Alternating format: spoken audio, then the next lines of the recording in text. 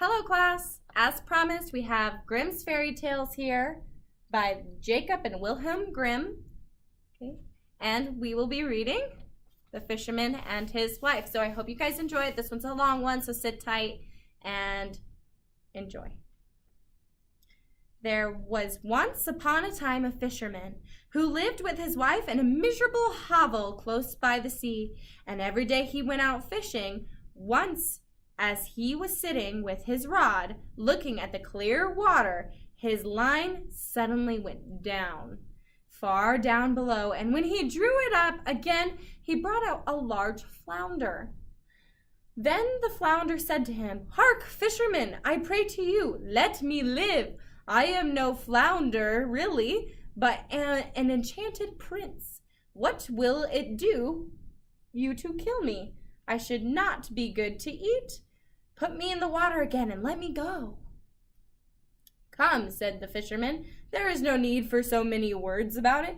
A fish that can talk I should certainly let go, anyhow."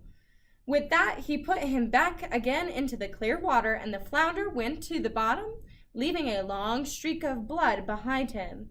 Then the fisherman got up and went home to his wife in the hovel.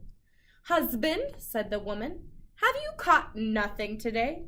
"No," said the man, "I did catch a flounder who said he was an enchanted prince, so I let him go." "Did you not wish for anything first?" said the woman. "No," said the man. "What should I wish for?" "Ah," said the woman, "it is surely hard to have to live always in this dirty hovel. You might have wished for a small cottage for us. Go back and call to him. Tell him we want to have a small cottage. He will certainly give us that." "Ah," said the man, "why should I go there again?" "Why?" said the woman. You did catch him, and you let him go again. He is sure to do it. Go at once." The man still not quite want to go, but did not like to oppose his wife, which means to disagree with his wife. So he went to the sea. When he got there, the sea was all green and yellow and no longer so smooth. So he stood still and said, "Flounder, flounder in the sea, come, I pray thee, here to me. For my wife, good Isabel, wills not as I would have her will." Then the flounder came swimming to him and said, "Well, what does she want then?" "Ah," said the man, "I did catch you, and my wife says I really ought to have wished for something. She does not like to live in a wretched hovel any longer. She would like to live in a cottage." "Go then," said the flounder, "she has it already." When the man went home, his wife was no longer in the hovel, but instead of it, there stood a small cottage, and she was sitting on a bench before the door. Then she took him by the hand and said, "Just come inside, look. Now isn't this a great deal better?" So they went in, and there was a small porch and a pretty little parlor and bedroom, and a kitchen and pantry with the best of furniture, fitted up with the most beautiful things made of tin and brass, whatsoever was wanted. Behind the cottage there was a small yard with hens and ducks, and a little garden with flowers and fruit. "Look," said his wife, "is not that nice?" "Yes," said the husband, "and so we must always think it. Now we will live quite contented." "We will think about that," said the wife. With that they ate something and went to bed. Everything went well for a week or a fortnight, and then the woman said, "Hark you, husband, this cottage is far too small for us, and the garden and yard are little. The flounder might just as well have given us a larger house.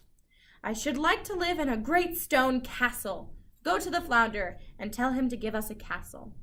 "Ah, wife," said the man, "the cottage is quite good enough. Why should we live in a castle?" "What?" said the woman. "Just go there. The flounder can always do that." "No, wife," said the man, "the flounder has just given us a cottage. I do not like to go back so soon. It might make him angry." "Go," said the woman. "He can do it quite easily and will be glad to do it. Just you go to him." The man's heart grew heavy and he would not go. He said to himself, "It's not right." And yet he went. When he came to the sea, the water was quite purple and dark blue and gray and thick, and no longer so green and yellow, but it was still quiet. And he stood there and said, Flounder, flounder, in the sea, come, I pray thee, here to me, for my wife, good Isabel, wills not as I would have her will. Well, what does she want then? Said the flounder. Alas, said the man, half scared, she wants to live in a great stone castle. Go to it then, she is standing before the door, said the flounder. Then the man went away, intending to go home, but when he got there, he found a great stone palace. His wife was just standing on the steps going in, and she took him by the hand and said, Come in. So he went in with her, and in the castle was a great hall paved with marble and many servants, who fling wide the doors. The walls were all bright and beautiful hangings. In the rooms were chairs and tables of pure gold. Man, wouldn't I like to have that? And crystal chandeliers hung from the ceiling, and all the rooms and bedrooms had carpets, and food and wine of the very best were standing on all the tables, so that they nearly broke down beneath it. Beside the house, too, there was a great courtyard with stables for horses and cows, and the very best of carriages. There was a magnificent large garden, too, with the most beautiful flowers and fruit trees, and a park half a mile long in which there were stags, deer, and hares, and everything that could be desired. Come, said the woman, isn't that beautiful? Yes, indeed, said the man. Now let it be, and we will live in this beautiful castle and be content, which means we'll be fine with it. We'll be happy. We will consider about that, said the woman, and sleep upon it. Thereupon they went to bed. What do you think she means by we will consider about that and we'll sleep upon it? Pause now. Go ahead and answer. Okay, so what that means is she's probably going to ask for something even more. Okay, so keep that in mind as we continue. The next morning, the wife awoke first. It was just daybreak, and from her bed she saw the beautiful country lying before her. Her husband was still stretching himself, so she poked him in the side with her elbow and said, Get up, husband, and just peep out the window. Look you, couldn't we be the king of all the land? Go to the flounder. We will be the king. Ah, wife, said the man, why should we be king? I don't want to be king. Well, said the wife, if you don't want to be king, I will. Go to the flounder, for I will be king. Ah, wife, said the man, why do you want to be king? I do not like to say that to him. Why not, said the woman. Go to him this instant. I must be king. So the man went and was quite unhappy because his wife wished to be king. It is not right. It is not right, thought he. He did not wish to go, but yet he went. And when he came to the sea, it was quite dark gray, and the water heaved up below and smelt putrid. Oh. And he went and stood by it and said, Flounder, flounder, in the sea, come, I pray thee, here to me. For my wife, good Isabel, wills not as I would have her will. Well, what does she want then? Said the flounder. Alas, said the man, she wants to be king. Go to her, she is already king. So the man went, and when he came to the palace, the castle had become much larger. It had a great tower and magnificent ornaments. The centennial was standing before the door, and there were numbers of soldiers with kettle drums and trumpets. When he went inside the house, everything was of real marble and gold, with velvet door covers and great golden tassels. Then the doors of the hall were opened, and there was the court in all its splendor. His wife was sitting on a high throne of gold and diamonds, with a great crown of gold on her head and a scepter of pure gold and jewels in her hand. On both sides of her stood her maids in waiting in a row, each of them always one head shorter than the last. Then he went and stood before her and said, Ah, wife, and now you are king. Yes, said the woman, now I am king. So he stood and looked at her, and when he had looked at her thus for some time, he said, "And now that you are king, let all else be. Now we will wish for nothing more." "Nay, husband." What do you think nay means?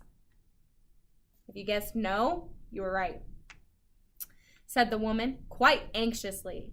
"I find time passes very heavily, and I can bear it no longer. Go to the flounder. I am king, but I must be emperor too." "Alas, wife, why do you wish to be emperor?" "Husband," said she, "go to the flounder. I will be emperor." "Alas, wife," said the man, "he cannot make you emperor. I may not say that to the fish. There's only one emperor in the land, and Emperor the flounder cannot make you. I assure you he cannot." "What?" said the woman. "I am the king, and you are nothing but my husband. Will you go this moment? Go at once. If he can make a king, he can make an emperor. I will be an emperor. Go instantly." Well, she can't go instantly. Otherwise, she'd be teleporting, right? So he was forced to go. As the man went, however, he was troubled in mind and thought to himself, "It will not end well. It will not end well. Emperor's too shameless. The flounder will at last be tired out." With that, he reached the sea, and the sea was quite black and thick. It began to boil up from below so that it threw up bubbles, and such a sharp wind blew over it that it curdled, and the man was afraid. Then he went and stood by it, and said, "Flounder, flounder in the sea, come, I pray thee, here to me, for my wife, good Isabel, wills not as I would have will her." "Well, what does she want then?" said the flounder. "Alas, flounder," he said, "my wife wants to be emperor."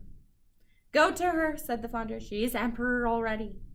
So the man went, and when he got there, the whole palace was made of polished marble with alabaster figures and golden ornaments, and soldiers were marching before the door, blowing trumpets and beating cymbals and drums. In the house, barons, counts, and dukes were going about as servants.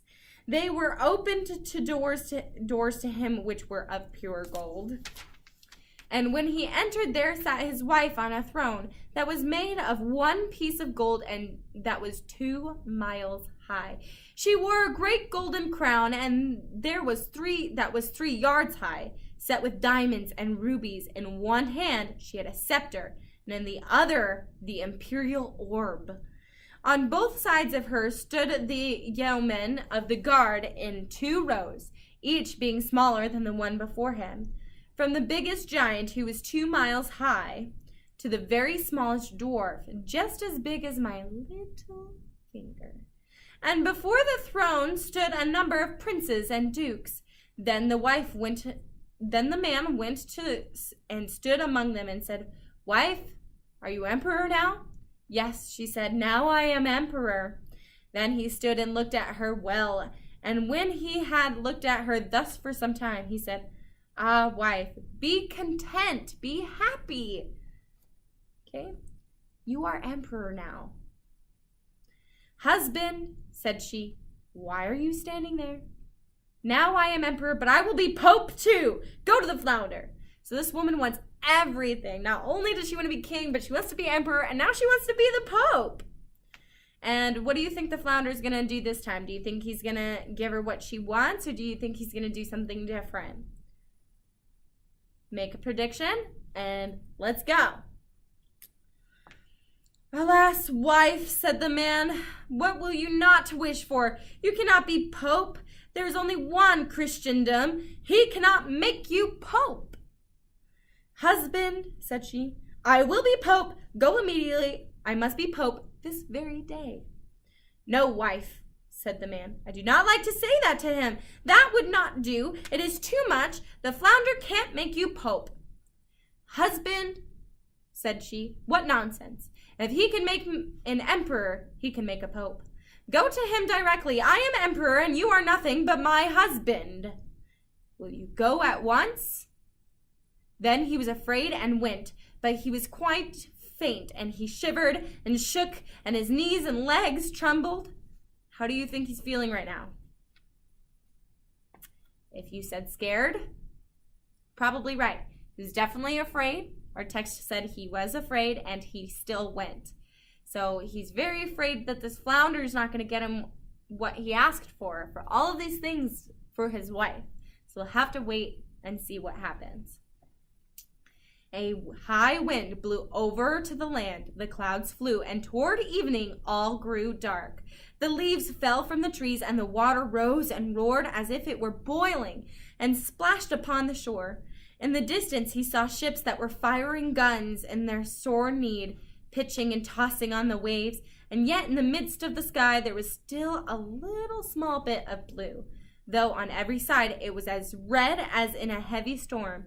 So full of despair, he went and stood in much fear, and said, Flounder, flounder, in the sea, come, I pray thee, here to me, for my wife, good Isabel, wills not as I would have her will. Well, what does she want then? Said the flounder. Alas, said the man, she wants to be pope. Go to her then, said the flounder, she is pope already. So the flounder went ahead and made her pope. Anybody surprised? I'm a little surprised that flounder is not angry yet. I'd be angry if I was flounder. Let's continue. So he went, and when he got there, he saw what seemed to be a large church surrounded by palaces. He pushed his way through the crowd. Instead, however, everything was lighted up with thousands and thousands of candles. His wife was clad in gold, and she was sitting on a much higher throne, and she had 3 great golden crowns on. Around her there were much splendor. On both sides of her was a row of candles, the largest of which was as tall as the tallest tower, down to the very smallest kitchen candle. All the emperors and kings were there on their knees before her, kissing her shoe. Wife, said the man, and looked attentively at her. Are you now pope? Yes, she said, I am pope. So he stood and looked at her, and it was just as if he were looking at the bright sun. When he had stood looking at her thus for a short time, he said, Ah, wife, if you are pope, do it, well, alone. But she took as stiff as a post and did not move or show any signs of life. Then said he, Wife, now that you are pope, be satisfied. You cannot become anything greater now. I will consider that, said the woman. Thereupon they both went to bed, but she was not satisfied, and greediness let her have no sleep, for she was continually thinking about what there was left for her to be. The man slept well and soundly, for he had run about a great deal during the day.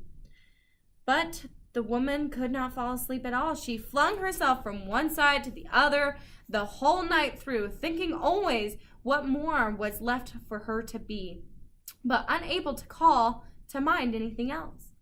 At length the sun began to rise, and when the woman saw the red of dawn, she sat up in bed and looked at it.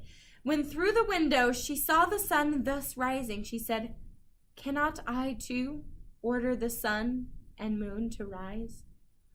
Husband, she said, poking him in the ribs with her elbows, wake up, go to the flounder, for I wish to be even as God is. The man was still half asleep, but he was so horrified that he fell out of bed. He thought he must have heard amiss. He rubbed his eyes and said, Alas, wife, what are you saying? Husband, said she, if I cannot order the sun and the moon to rise, and have to look on and see the sun and moon rising, I can't bear it. I shall not know what it is to have another happy hour, unless I can make them rise myself. Then she looked at him so terribly that a shudder ran over him, and she said, Go at once. I wish to be like unto God.